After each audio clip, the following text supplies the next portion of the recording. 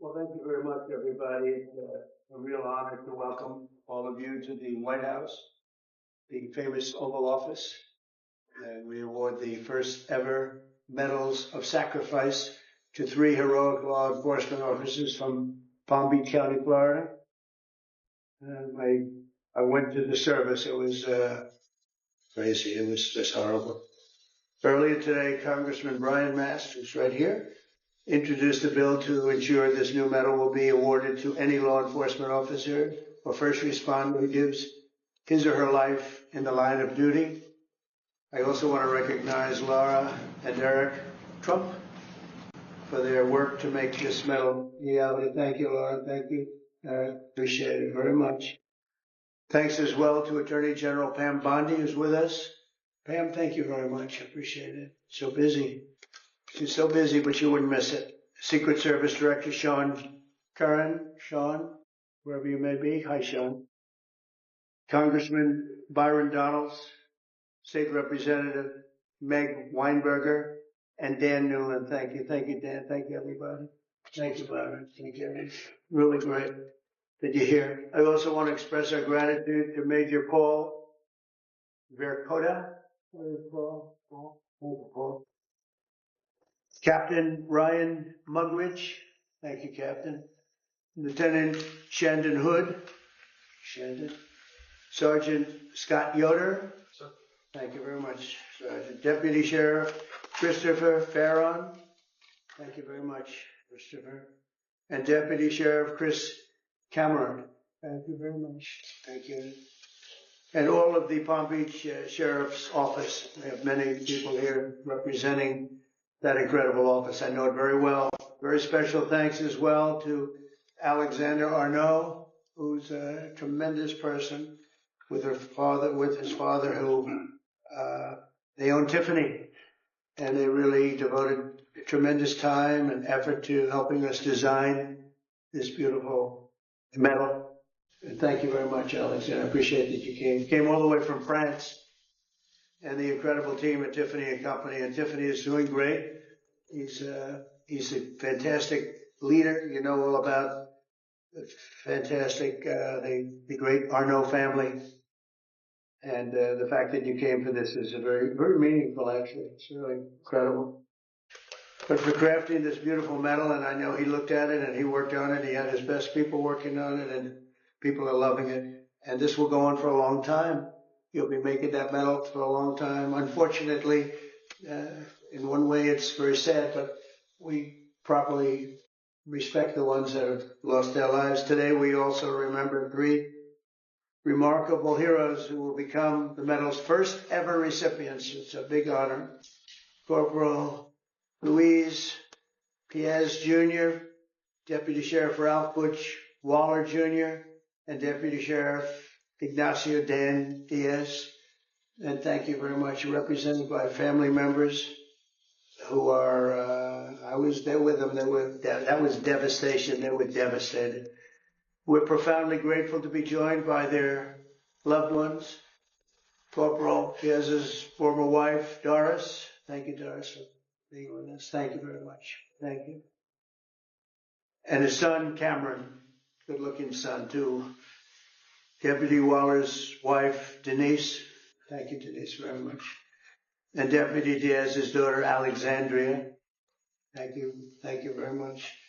I want to thank you all, and the 3 officers we recognize today were close friends. They were really close friends and colleagues, and together they dedicated their lives to protecting the people of Palm Beach County and well beyond. And they were beloved by everyone and respected by all.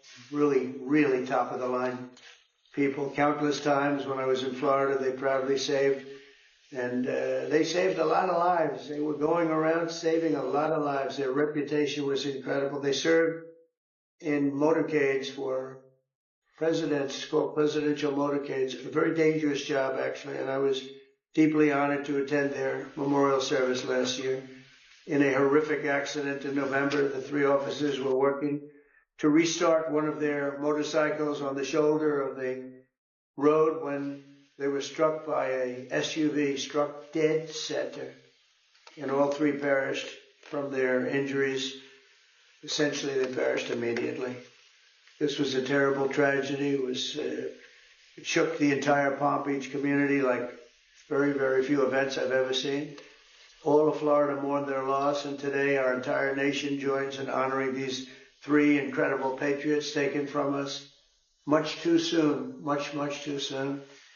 To Doris, Cameron, Denise, Alexandria, and to all of those who love these brave men, we are deeply sorry for your loss and eternally grateful for their sacrifice, their great, great sacrifice. Just respected by everybody. We'll never forget their legacy, and we will never forget the debt we owe all of these great law enforcement heroes who have given their lives to keep our community safe and make America strong again. We have so many unbelievable people in the police department and other departments, first responders, firemen, a lot of brave, incredible people. And I'd now like to ask my son, Eric Trump, to say a few words, followed by Congressman Brian Mast and Alexander Arnault is going to be giving out the medals. Then I'll present the medals of sacrifice. Thank you very much, everybody. Thank you for being here. Thank you. Yes. Mr. President, thank you very much. My father and I attended that funeral that day, and I can't tell you how moving that experience was. And one simple question was asked: why is there no medal of valor, medal of sacrifice that commemorates law enforcement officers, first responders who have fallen in line of duty? And Congressman Mast, he was there with me that day. He was with my father, and we said, we're going to take care of this problem. We're going to get involved. And the first call that was made was to the great Arnault family who owns Tiffany's, and they said, without hesitation, that they'd be honored to design something absolutely beautiful that's a tribute to these incredible officers, these incredible EMS responders. And here we are, roughly 6 months later, with something that's truly beautiful. I want to thank the Tiffany's family, the Arnault family, for all the work they've put into it, and their entire team. I can tell you this has been a nonstop effort. I want to thank the Congressman. Without the Congressman, his staff, we would not be here today. I want to thank the President for allowing us to do this. It's such an important mission. This medal is going to be given for hundreds and hundreds of years to come. And last but not least, I want to send, on behalf of this entire nation, on behalf of our entire family, the incredible families of the Palm Beach Sheriff's Office and your incredible families. They made the ultimate sacrifice, and know that we all appreciate their dedication. Many of us knew them, have met them, and we love them very much, and I'm sure they're missed. But today, hopefully, this is a great tribute to them, and I know, because of our wonderful president, that this medal will be given out for many years to come. Thank you very much. Thank you. I would just start by thanking all of our law enforcement officers. The job is always dangerous, and you do it still every single day. And I would thank the families, because the job, as you are a reminder of, is often deadly. And I would thank you, Mr. President, because for the first time in our nation's history, you're willing to say to all of our first responders, all of our law enforcement, all of our firefighters, we're going to recognize that sacrifice from the office of the presidency for each and every one of them. And that's never taken place before, that recognition, that it's a job that's always dangerous and often deadly, and there's a debt that can never be repaid, but you're willing to recognize that debt. So thank you, Mr. President, for recognizing. Thank you.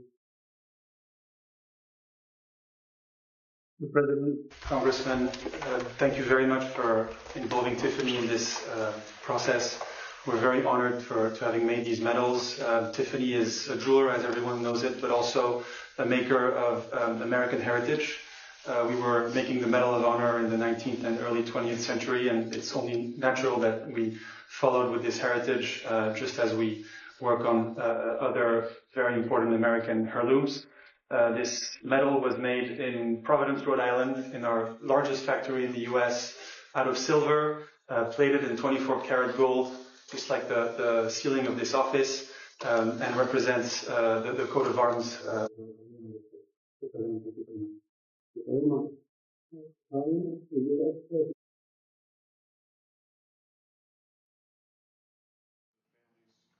We're so sorry for your sacrifice, but your office also from your family, representing not just Palm Beach County, but the United States with honor. Mr. President, thank you for allowing us to go forward. To my colleague, Congressman Mass, thank you for your leadership. We will always honor first responders in the United States of America. Thanks. Okay. So,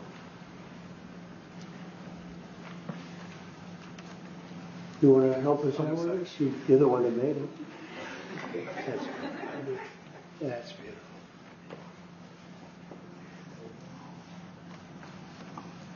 So can we ask the families to step forward, please? Sheriff, would you like to help us with the form? Please.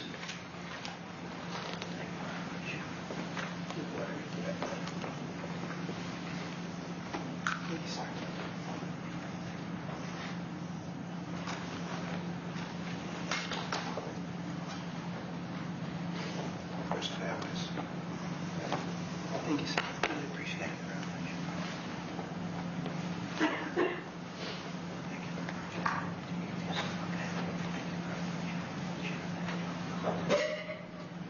Stand right over here. Okay.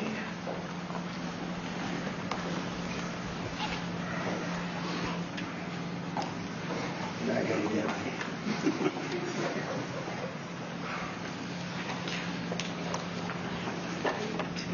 Oh, three. That's what I heard.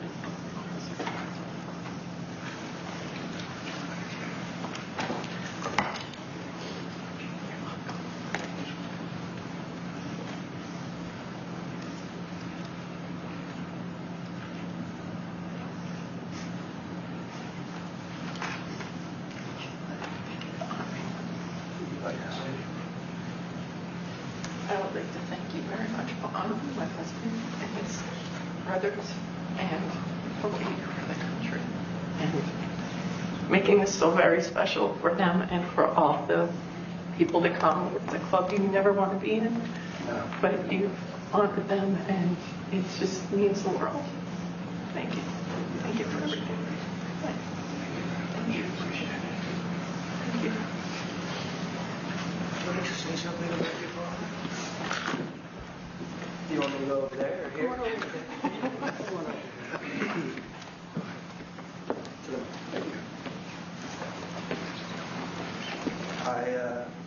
I viewed my dad as Superman, someone my whole life we look up to, amazing guy, and it's horrible that this happened, all three families, but I'm glad that something was done about it, and we got represented, and everyone in the future will be. So, thank you. Thank you very much. I'd be very proud of you. Thank you.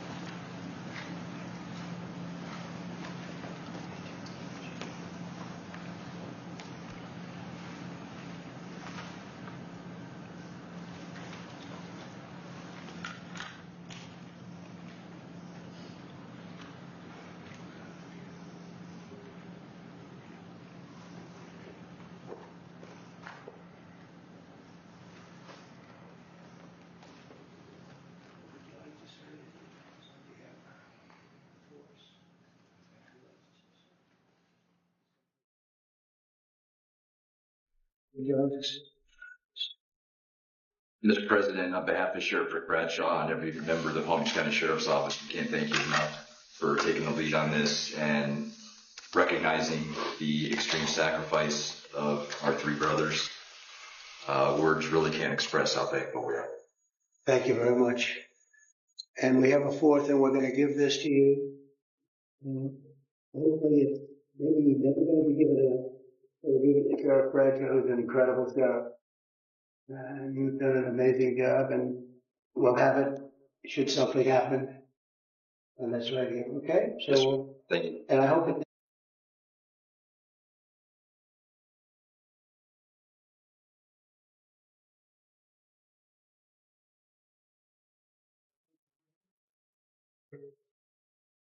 What he did, it's so important. I mean, people have talked about it for years. I want to thank Brian Bass for what he's done, Congressman. He's been unbelievably good, great representative. And he worked hard. He wanted to do it right, and we wanted to go somehow. We could get them done pretty easily in one way, but we wouldn't get them done by Tiffany. And the fact that the Arnault family stepped up was absolutely incredible. It means more when you get a name like that. I think it means something extra. But these were incredible people, and they're looking down on you right now, and they're very, very proud, very, very proud of all of you. And it's too bad we had to be doing this, but I was there with you that day. That was a rough day. Thank you very much. Would you have any questions? Yeah. Mr. President, do you have plans to give this award to any other families posthumously find themselves in the same position as having made this sacrifice? And then after, I'd like to ask you one question about your call today. Having to do from a previous? Yes. We're looking at the possibility of that, yeah. You had a lot of people dying in the line of duty when you think of it. And we figured it was time to start. We haven't had the situation arise. This was a terrible situation. We haven't had it arise yet, but we're looking at going back a little bit and see what we can do about that. Yes, strongly. Yeah. And then on your call with President Putin today, Yeah. you'd mentioned that the Pope would like to take a role potentially in mediating these talks. Does that mean that the U.S. is taking a step back from? No. I think it would be great to have it at the Vatican. Maybe it would have some extra significance. And I saw that it was discussed yesterday, so I thought, and people told me that they'd be honored to do it. I would imagine they would be. So, no, I think it would be maybe helpful. There's tremendous bitterness, anger, and I think maybe that could help some of that anger. So having it at the Vatican would be, in Rome, would be I think it'd be a great idea. Thank you. Mr. President, First off, can I say... Thank you, Mr. President. As you know, 2.5 months ago, Ukraine President Zelensky agreed to that 30-day ceasefire that's been on the table all of that time. What was the extent of your conversation with President Putin today about having him agree to that same 30-day ceasefire proposal that you, Mr. President, put on the table?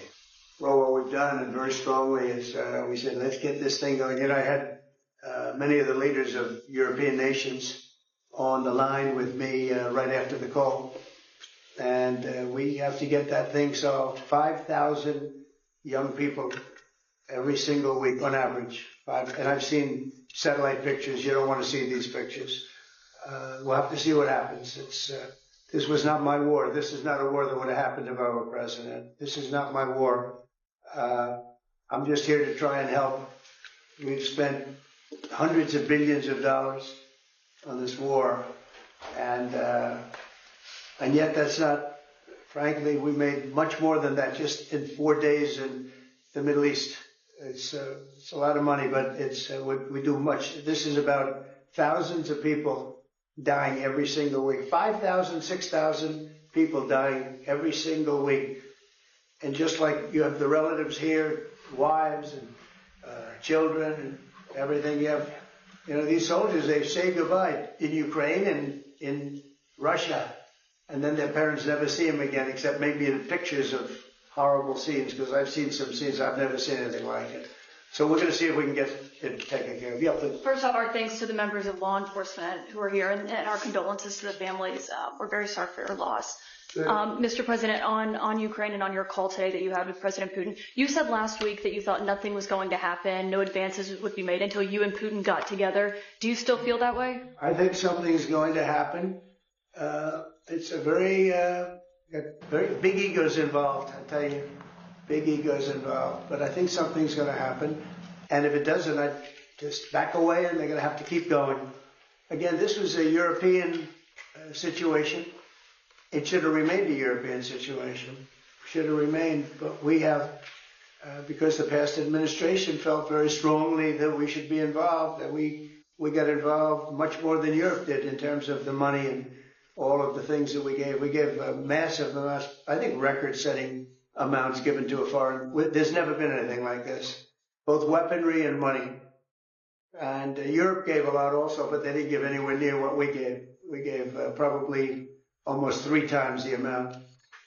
And it's just a shame. The whole thing is a shame. Did you ask President The Putin level of death is just a shame. Yeah? Did you ask President Putin to meet with you? About what? About Ukraine. Of course I did. I talked to him about it. I said, when are we going to end this, Vladimir? I've known him for a long time now.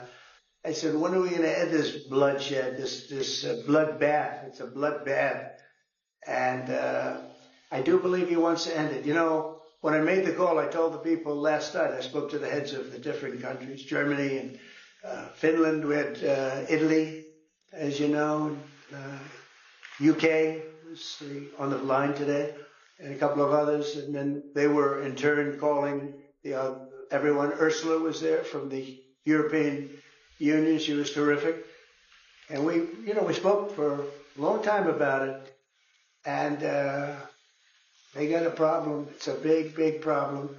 It's a terrible war. It's very hard to extradite themselves away from what's taking place over there. The amount of anger, the amount of hate, and the amount of death. It's very hard. Very tough situation. But I said to him, we got to get going. And I did say also, if I thought that you couldn't do it, I'd step away, because what are you going to do? We don't have boots on the ground. We wouldn't have boots on the ground.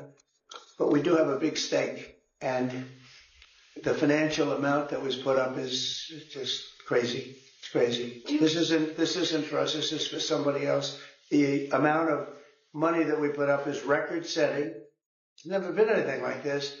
And that includes weapons. Never been anything like this. Yeah, please. Mr. President, on the medal, how far back do you intend to look to consider for the recipients? And then on your call today, if Putin ultimately proves to be the obstacle to peace, is further arming Ukraine on the table at that point? Well, we'll look. I mean, we're going to look. I hope that, I like to think positively, frankly. I just can't believe that they allowed this to continue.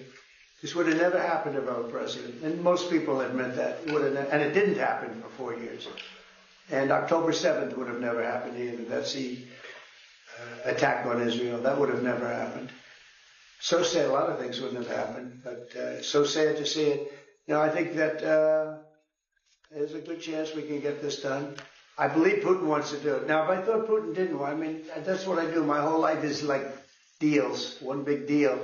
And if I thought that President Putin did not want to get this over with, I wouldn't even be talking about it. I'd just pull out. What did you hear that gave you confidence that he does want peace versus buying time? I think he's had enough. I think he's had enough. This has been a long time. This has been going on for more than 3 years. When you think, right? It's been going on for a long time. Yeah, please. Oh, thank you, Mr. President. When you implored him to stop previously, Vladimir, stop on social media, and he didn't, he just continued. I'm curious, did you bring that up with him in your phone call today? Why? You have to talk. Sorry, you previously on Truth Social implored President Putin to stop. You wrote Vladimir, stop, and he didn't stop, quite the contrary. I'm curious, did you bring that up on your call with him today? And No, I didn't bring that up, but I did say it's time, you got to stop this thing. And I believe he wants to stop. Look, I would be, I think, very able to tell whether or not he wanted to or would. I thought there was a very good chance, like a 50-50 chance, that he would say, I want to take the whole thing. I didn't know what he was going to say. And then they have a different kind of a problem. But I believe he wants to stop. And you've mentioned twice just now about backing away or walking away if it looks like it's going to be an intractable problem. Do you have a red line in your head of what would cause you to back away and what in my head, but not something I'm going to announce. But yeah, definitely in my head. And what exactly would that look Because like? this isn't our war. This is not my war. This is not the war. I mean, we got ourselves entangled in something that we shouldn't have been involved in. And we would have been a lot better off. And maybe the whole thing would have been better off, because it can't be much worse.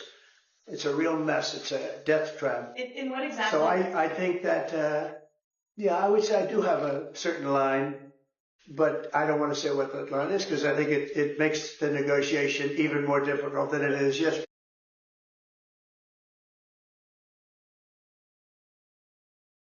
The bloodbath is going to end in Ukraine. You mentioned that you didn't want peace, but he just attacked Ukraine yesterday. Well, he's in a war, nobody said don't.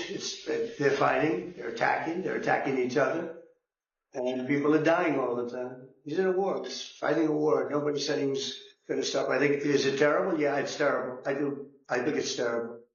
President Biden was diagnosed with cancer on the war, and then I want to ask you about reconciliation. Why haven't you increased the sanctions on Russia yet?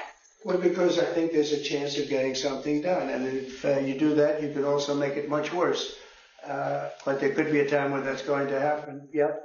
Mr. President, with the ratings downgrade from. Do you want to respond to President Biden being diagnosed with cancer? Are you going to call your predecessor?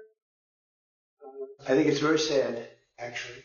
I'm surprised that it wasn't, the public wasn't notified a long time ago, because to get to stage 9, that's a long time. I just had my physical. You saw that. You saw the results of that particular test. I think that test is standard to pretty much anybody getting a physical, good physical.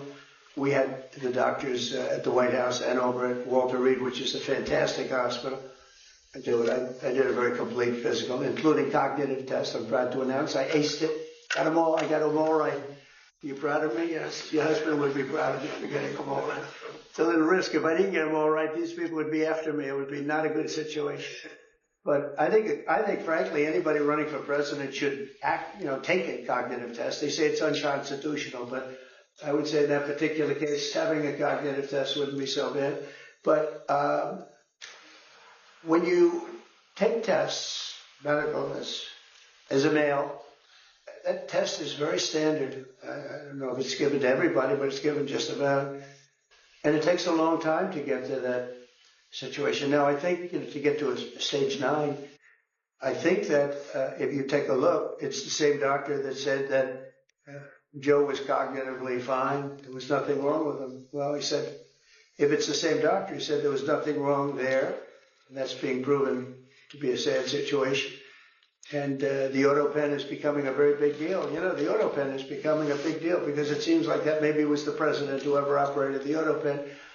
But when they say that that was not good, they also, you have to look and you have to say that the test was not so good either. In other words, there are things going on that the public wasn't informed. And I think somebody's going to have to speak to his doctor, if it's the same, or even if it's 2 separate doctors.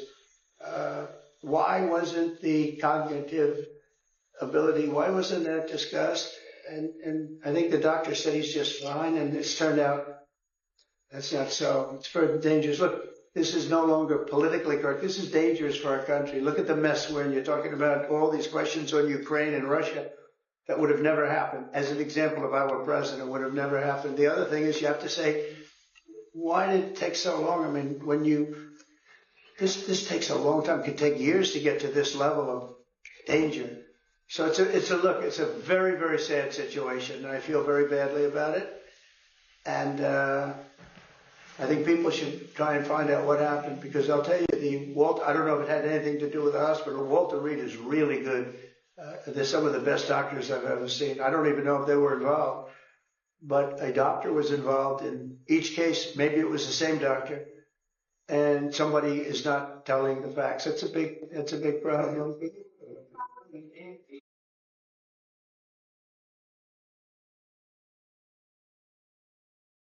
In your mind, is Ukraine doing enough to get this? I'd rather tell you in about 2 weeks from now, because I can't say yes or no. I think, look, he's a strong person. Zelensky is a strong guy, and he's not the easiest person to deal with. But I think that he wants to stop. He's not. It's a very bad thing that's happening over there. I think he wants to stop. But I could answer that question better in 2 weeks or 4 weeks from now. I hope the answer is that he wants to get it solved. I want to thank everybody very much. And on behalf of the United States of America, we greatly honor your family, friends, everybody that had to suffer so much. But you have some 3 great men that are looking down on you, and they're very proud right now. They're very proud. This is the Oval Office. And they're a big part of it now. They're a part of the Oval Office, the White House. And thank you all very much. Thank you, John. Thank you very much. with him.